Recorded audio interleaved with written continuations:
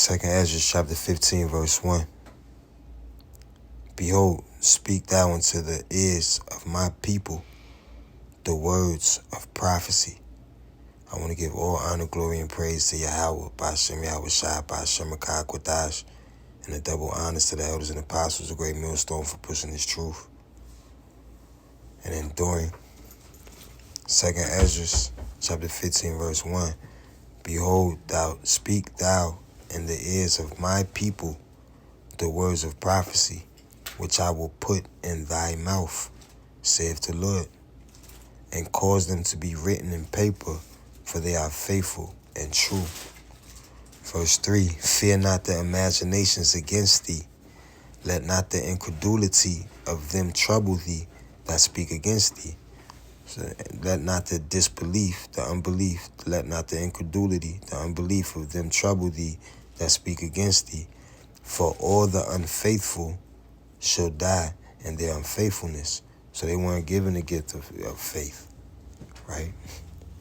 Verse 5, behold, saith the Lord, I will bring plagues upon the world, the sword, famine, death, and destruction, right? As well as earthquakes in diverse places, wars and rumors of wars.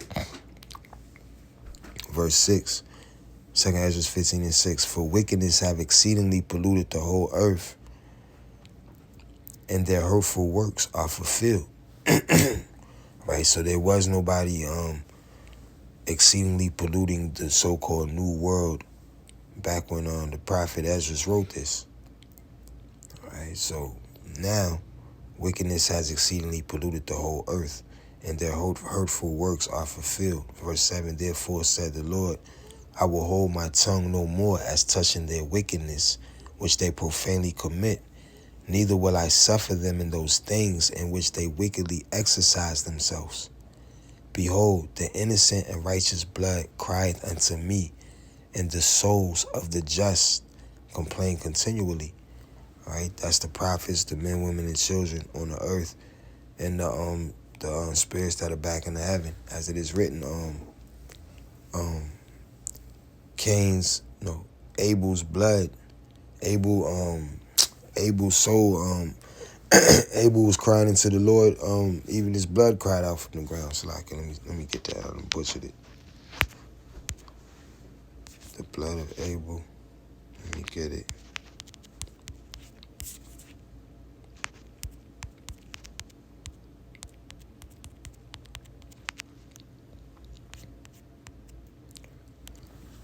The book of Genesis, chapter 4, verse 10. I butchered it. Forgive me. And he said, what hast thou done?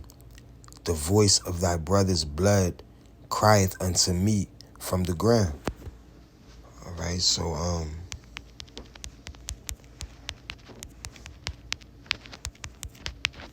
let's get it. The book of Numbers, chapter 35, verse 33. So ye shall not pollute the land wherein ye are, for blood it defileth the land, and the land cannot be cleansed of the blood that is shed therein, but by the blood of him that shed it. And America is completely defiled, completely bloodied.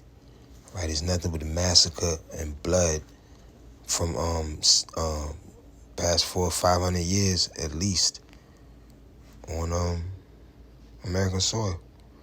So the blood of those that shed it, which are the Edomites, must be shed on this land, according to the Bible. Anyway, where we start at? 2 Ezra chapter 15, verse 5. Behold, said the Lord, I will bring plagues upon the world, the sword, famine, death, and destruction. For wickedness has exceedingly polluted the whole earth, and their hurtful works are fulfilled. Therefore, said the Lord, I will hold my tongue no more as touching their wickedness, which they profanely commit, neither will I suffer them in those things in which they wickedly exercise themselves. Behold, the innocent and righteous blood crieth unto me, and the souls of the just complain continually. And therefore, said the Lord, I will surely avenge them. So the Lord is judging the earth to avenge the innocent and righteous blood, right? And the souls of the just. and receive unto me all the innocent blood from among them. Verse 10, behold, my people is led as a flock to the slaughter. Right? I will not suffer them now to dwell in the land of Egypt. All right, so we're not going to be in the house of bondage anymore. Verse 11, but I will bring them with a mighty hand and a stretched out arm, and smite Egypt with plagues as before, and will destroy all the land thereof. Egypt shall mourn. It's going to be destroyed by ICBM missiles. Egypt shall mourn all the land of Egypt. Egypt shall mourn, and the foundation of it shall be smitten with the plague and punishment that Yahweh in the name of Yahweh Shai shall bring upon it. They that till the ground shall mourn, for their seeds shall fail through the blasting and hail, and with a fearful constellation. All right, and the farmers farm by the heavens. Woe to the world and them that dwell therein, for the sword and their destruction draweth nigh. And one people shall stand up and fight against another, and swords in their hands. For there shall be sedition among men, and invading one another. They trying to hit Trump with sedition. For there shall be sedition among men, and invading one another. They shall not regard their kings, nor their princes. You know they ain't regarding Sleepy Creepy, Prince Harry or whoever, King Charles, none of them. And the course of their actions shall stand in their power. A man shall desire to go into a city and shall not be able. So this is going to be a completely different lockdown than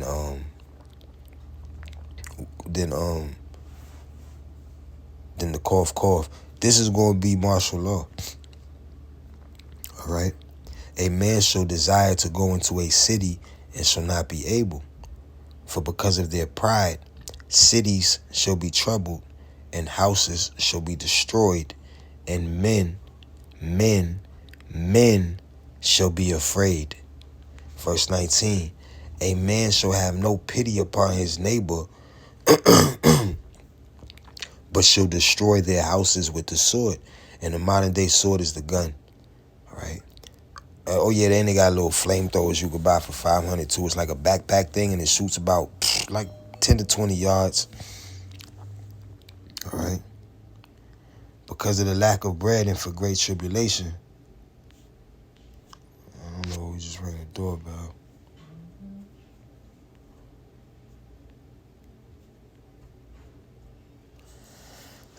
Second Ezra chapter 16, verse 14.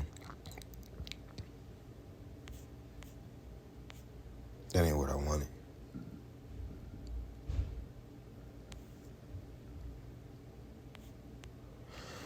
Behold, the plagues are sent and shall not return again until they come upon earth. The fire is kindled and shall not be put out till it consume the foundation of the earth. Like as an arrow which is shot out of a mighty archer returneth not backward, even so the plagues that shall be sent out upon earth shall not return again. So there's nothing that could be done. All right, earthquakes, famines, everything is just going to increase. They just killed about 2.5 billion more chickens. 1 point something billion egg-laying chickens at that. They were specific because there's some just for poultry and some for laying eggs. So they killed the ones that lay eggs.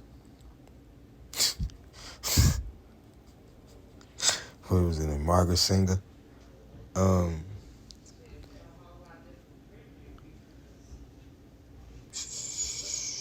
Verse 17, woe is me, who will deliver me in those days? The beginning of sorrows and great mournings. The beginning of famine and great death. The beginning of wars, and the power shall stand in fear. The beginning of evils. What shall I do when these evils shall come? Behold, the only thing that's written is to put your trust in the Lord. Right? You have to have faith. Behold, famine and plague, tribulation and anguish, faith in the understanding, faith in the truth of the gospel, the prophecies. Behold, famine and plague, tribulation and anguish are sent as scourges for a minute, But for all these things they shall not turn from their wickedness, nor be always mindful of the scourges. Behold, victuals shall be so good cheap upon earth, that they shall think themselves to be in good case. And even then shall evils grow upon earth, sword, famine, and great confusion. For many of them that dwell upon earth shall perish of famine, and the other that escape the hunger shall the sword destroy. And the dead shall be cast out as dung, and there shall be no man to comfort them, for the earth shall be wasted, and the city shall be cast down. Right, so we come into perilous times. The book of Matthew chapter 24, verse 21. For then shall be great tribulation, such as not was since the beginning of the world to this time, no nor ever shall be. Because they ain't have killer robots and robot wolf dogs back then. Matthew chapter 24, verse 22. And except those days be shortened, there shall no flesh be saved. But for the elect's sake, not for my mama's sake, even though I hope she might be the elect one day. Just like hopefully I might be the elect one day. But for the elect's sake, those days shall be shortened. Then if any man say unto you, Lo, here is Christ, the anointed one, or there, believe it not. Somebody just popped up in Africa right now saying they Jesus. And he on some sort of news out there or something. For there shall arise false anointed ones, false Christs, and false prophets, and shall show great signs and wonders, and so much that if it were possible, they shall deceive the very elect. All right? So,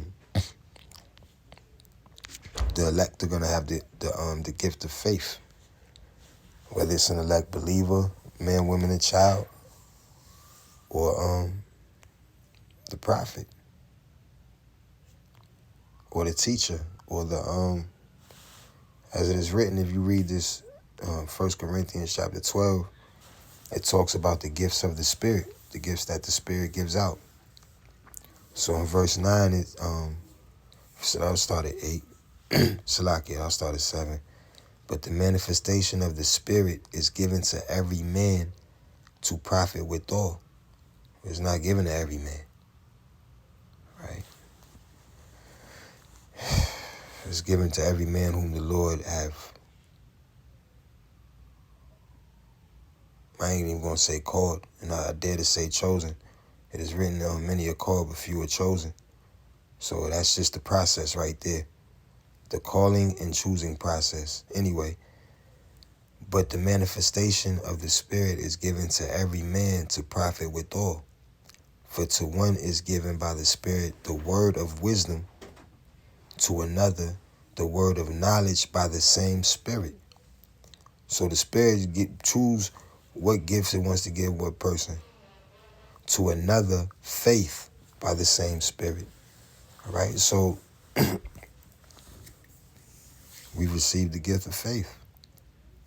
All right, and with that gift, receiving that gift, others receive wisdom, others receive knowledge, others receive the gifts of healing by the same Spirit, to another the working of miracles, to another prophecy, to another discerning of spirits. I heard Brother Malcolm, Prophet Malcolm was speaking of that out in Chicago. To another diverse kinds of tongues, to another the interpretation of tongues, to be able to speak ancient languages and modern languages. Verse 11, but all these worketh that one and the self-same Spirit, dividing to every man severally as he will. And this is the body of the elect. As it is written, ye are the temple of the Most High God. Ephesians chapter 2, verse 8. And as it is written, he that destroys the temple of the Most High God will destroy that man. Now, Ephesians chapter 2, verse 8. For by grace are ye saved through faith, and that not of yourselves. It is the gift of God, not of works, lest any man should boast. For an example, if any man says, "Oh, I'm making sure my temple is the greatest for God. I work out 10 times a week. I eat kale." Like, okay, well, it's not of your works, right? Oh, I study 10 times a day. I do 10 videos, one in Greek, one in Hebrew, one in Latin, one in Polynesia, all right? Which is not wrong with that. There's nothing wrong with eating kale, working out, and doing videos in all different languages, right? Ephesians chapter 2, verse 8. For by grace ye are saved through faith, right? That faith was a gift. The grace is a gift. And that not of yourselves. It is a gift of God, not of works, lest any man should boast. Right? So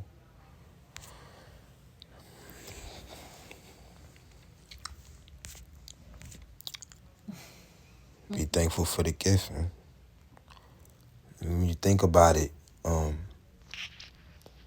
this gift, you think, I don't even know how many seconds it is in a day, how many hours there are a day, but it's 24 hours in a day. So just imagine just receiving a precious gift 24 times a day, right? Instead of waiting one time a year or once every 12 months a year, or just think about receiving just the gift of faith just over and over throughout the day, because that's what it is, all right?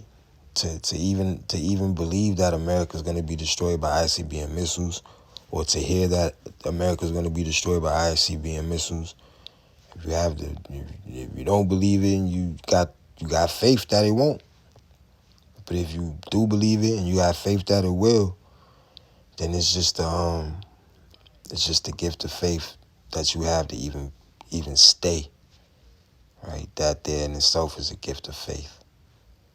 So, Lord willing, you endure to the end, because he that endured to the end, the same shall be saved, and that goes for every man, woman, and child. Shalom.